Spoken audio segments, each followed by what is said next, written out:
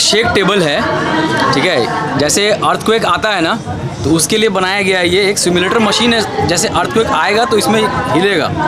इसके ऊपर हम लोग छोटा सा एक मॉडल रखे हैं घर का, जो दो तरीके से इसको हम लोग असेंबल करते हैं। एक होता है पूरे तरह से भूकंप रोधी, दूसरा होता है जो भूकंप रोधी भवन नहीं होता है, ठीक है। तो अभी जो मकान यहाँ पे हम दिखाएंगे आपको शेक टेबल को इस्तेमाल करके, वो भूकंप रोधी मकान नहीं रहेगा, तो भूकंप आने पर कैसा बिहेव करेगा वो मैं पहले दिखाऊंगा आपको।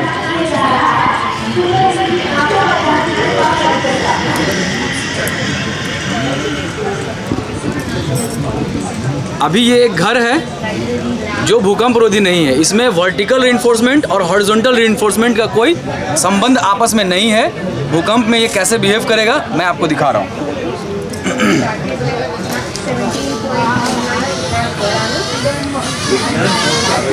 भूकंप का इंटेंसिटी धीरे धीरे बढ़ा रहे हैं।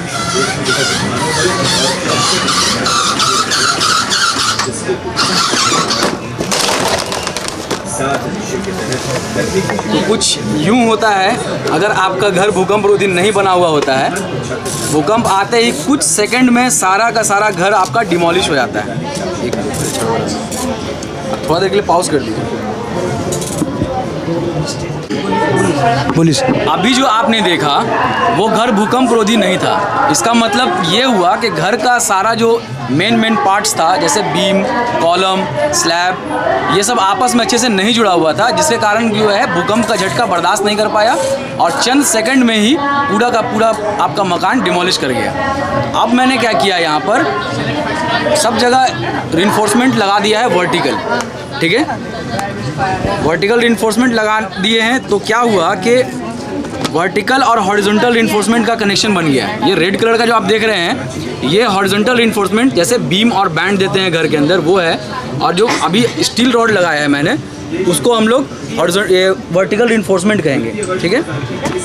तो अब देखेंगे कि क्या होता है अच्छे से मकान बनने के बाद।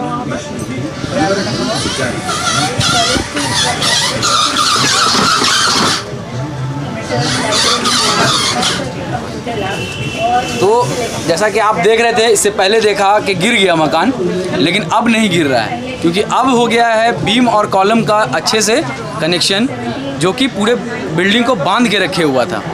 इसका एक एग्जांपल हम देखते हैं बस में भी, कि बस का भी इतना उबड़ खाबड़ एरिया में चलता है, लेकिन कभी उसका खिड़की, दरवाज़ा या चक्का अलग अलग नहीं होता है, क्योंकि वो सारा आपस में एक दूसरे से अच्छे से बंधा हुआ होता है। इस वजह से वो किसी भी रास्ते में ईजिली चल पाता है। तो ठीक उसी तरह से हमारा मकान भी होना चाहिए। वर्टिकली भी पूरे अच्छे से बंधना चाहिए और हॉरिजॉन्टली भी अच्छे से बंधना चाहिए, जैसे हम लोग कार्टून को बांधते हैं किसी चीज़ को पार्सल करने से पहले, ठीक है। धन्यवाद।